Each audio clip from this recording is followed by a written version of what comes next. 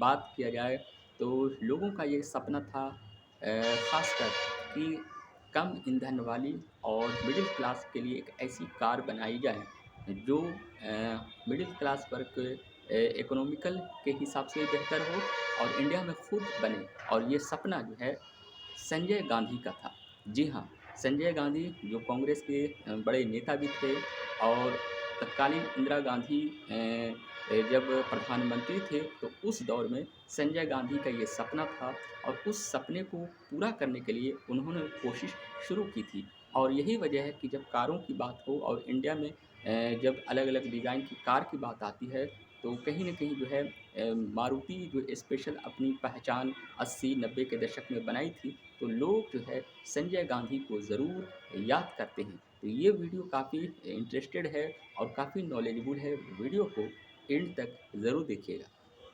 दरअसल देखा जाए तो इसी अपने सपने को पूरा करने के लिए संजय गांधी ने 1971 में जो है स्पेशली मारुति लिमिटेड की स्थापना की।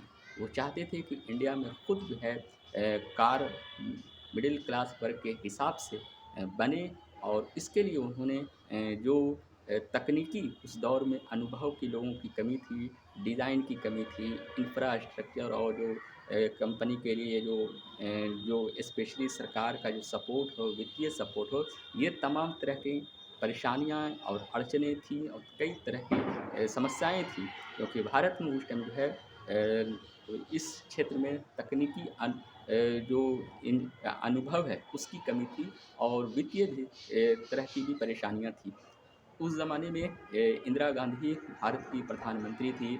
उन्होंने भी जो है इंडिया लिमिटेड की स्थापना के लिए गवर्नमेंट की तरफ से संरक्षण दिया।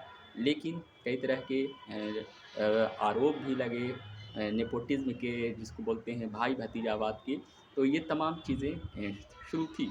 लेकिन अचानक 1980 में स्पेशली जो है संजय गांधी की विमान दुर्घटना में आकस्मिक मृत्यु हो गई जिसके बारे में आप लोग भी जानते ही होंगे।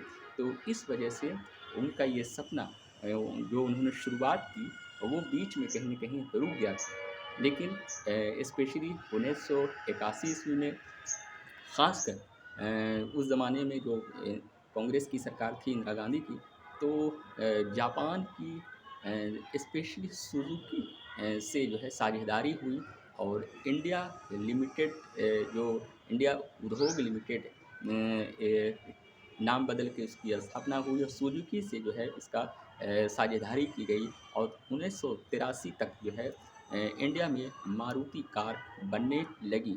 और कहीं न कहीं 90 के दशक तक इंडिया के कई छोटे-बड़े शहरों में 800 मारुति काफ़ी ज़्यादा लोकप्रिय हो गई और कहीं न कहीं संजय गांधी की वो सोच जिसमें जो है मिडिल क्लास वर्ग को ध्यान में रखते हुए कम ईंधन खर्च करने वाली अच्छी डिज़ाइन की खूबसूरत जो है कार जो है मारुति का उन्होंने जो सपना देखा था और वो सपना जो है कहीं न कहीं जो है संजय गांधी की जो सोच थी उस सोच को वो सोच जो है साकार हुई और 90 के दशक में मारुति इंडिया की जो है सबसे फेमस कंपनी कार के तौर पर बन गई।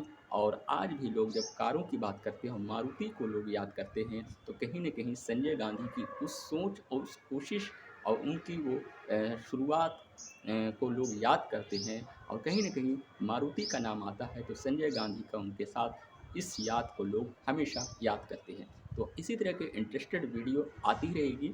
अगर आप पहली बार आए हैं तो हमारे चैनल कमाल नॉलेज टेक को ज़रूर सब्सक्राइब कर लीजिए। शुक्रिया।